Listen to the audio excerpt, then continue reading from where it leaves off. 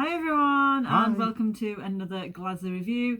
So we've just recently watched the new 007 movie No Time to Die at the cinemas, and here's our review. Yes, finally, after 18 months, No Time to Die was released in the cinemas earlier this week, and I quite enjoy the Bond franchise. You're not so much. We watched Skyfall together, and you was like, meh.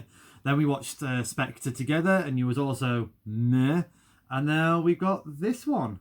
Just to quickly go briefly over the plot, James Bond has gone into retirement, vowing never to come back. And what happened? He came back because we got a new supervillain who has stolen a new powerful biochemical weapon to destroy the world, and only one man can save the day.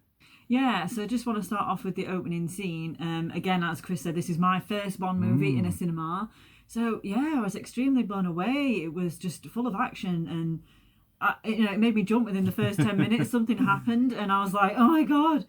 But yeah, it was so full of action and it was so tense as well. Yeah, Opening scene, it just like really set the mark for the rest of the film. Yeah, I agree. I really liked the stunts with the motorbikes. I think that was probably my favourite set of stunts in the film.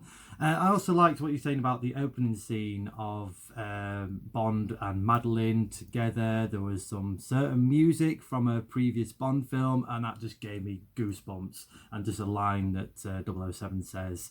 But yeah, like you said, just really set the tone for this movie. So whilst we're here, let's talk about the song by Billie Eilish. So what's your thoughts on this one?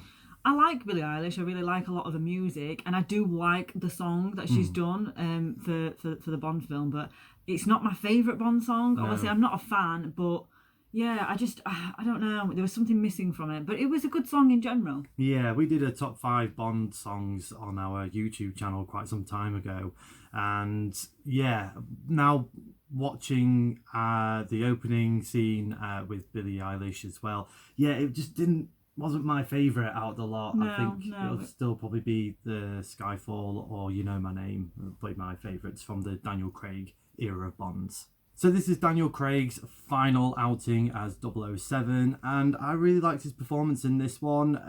To be fair, all of his performance throughout the Bond films have been spot on. Yeah. He's a lot more sort of angrier and darker as well.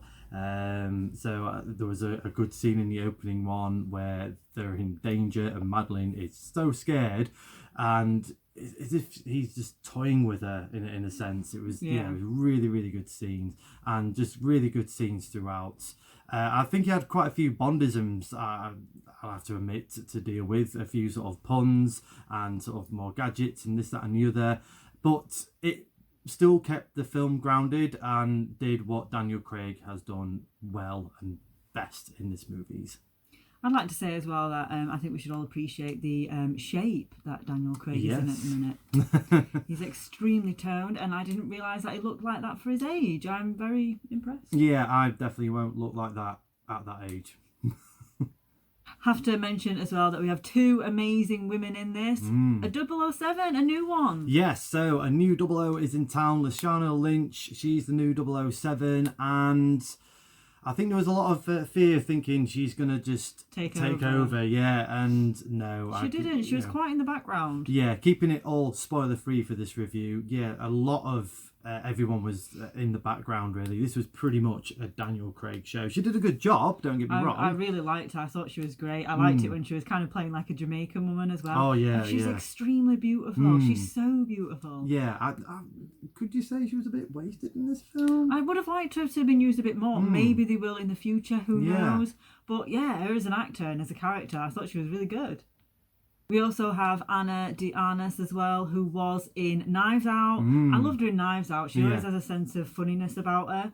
And she definitely brought it to this film as well. She was really funny. She didn't know anything that she was doing half the time. Yeah, she was the CIA agent, Paloma. And out of all the cast of characters here in this film, I think she was pretty much the standout. So like you said, she was a bit sort of like a bit of a goofy comical character, but knew how to kick some butt when needed to. So yeah, if anything, I wanted more of her in this film as well. Yeah, just to sort of to balance it out. Yeah, with Lashana, it would have been, if they all 3 of them had like a scene together, that would have been quite good. Yeah, definitely. Now, we kind of predicted this when we was sat in the cinema. Yeah. Rami Malek is the supervillain in this movie, and I said he'll probably be in it for about 20 minutes, but not really have much to do. And sadly, was more or less right. Again, Rami Malek did a really good performance with the material that he's got, but I think for the story, he needed more time, I think. I like Rami Malek as an actor and as a character. I did feel like you wanted more from him. I feel like he had something else to say sometimes. Like, I wish they'd have used him a bit more somewhere. Yeah, basically his character needed a lot more backstory. Yeah, definitely. They kind of shoehorned it in certain scenes, but it just didn't quite pull off the weight of what this big threat is. No, as a villain though, I think he was just a typical villain. Generic supervillain, really. Yeah. Let's talk about the rest of the movie. The sceneries look gorgeous and the music just all blended really well. It was absolutely just amazing to see. I like how some of the shots as well for like the films, like you said, the scenery. It wasn't ever like underwhelming. It was always overwhelming. Like it's got to be a spectacular scene. It's got to have mountains in the background. It's got to look like this. Every scene made it just look absolutely fantastic. Visually, it was just breathtaking. They picked the best places to shoot for definite. I agreed.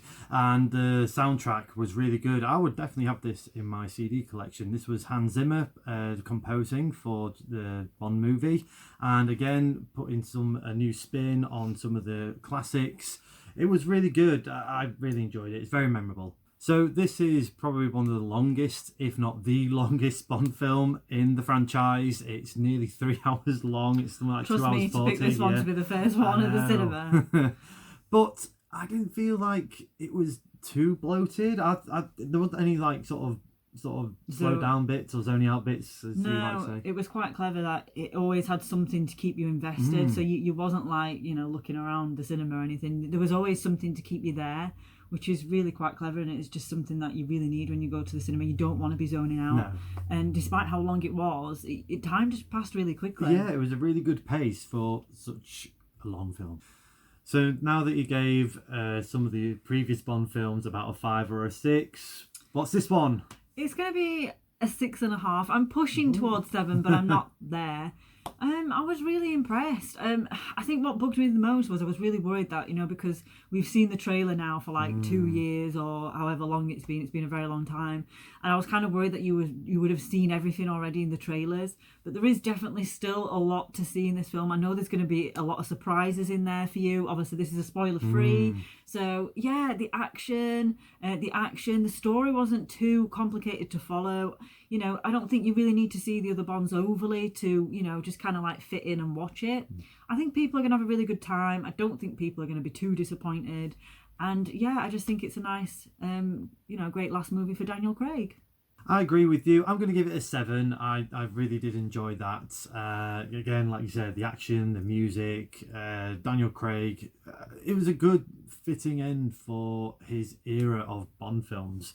And yeah, just we saw it at the cinema on opening night, and it was a really good atmosphere. It was a good atmosphere. Yeah. Red carpet. We got a red carpet at the cinema. Who gets a red carpet? I felt like a star. And yeah, just to have that, it just felt like a big event movie. Yeah, it did. The bums on seats was like incredible as well inside. You was looking around just before the movie started, and it was the most packed I'd seen it, I think, since Avengers Endgame. Yeah. So it's probably one of the biggest blockbuster movies of the year. I will definitely like to see this in the cinema again before it disappears. But what do you guys think? Let us know in the comments for No Time to Die. Did you enjoy it? Is it your favourite Bond film? Or if it's not, what is your favourite Bond film? Thanks guys for watching. As always, please like, share and subscribe, and we'll see you soon for some more reviews. Yes, stay safe everyone. Bye. Bye.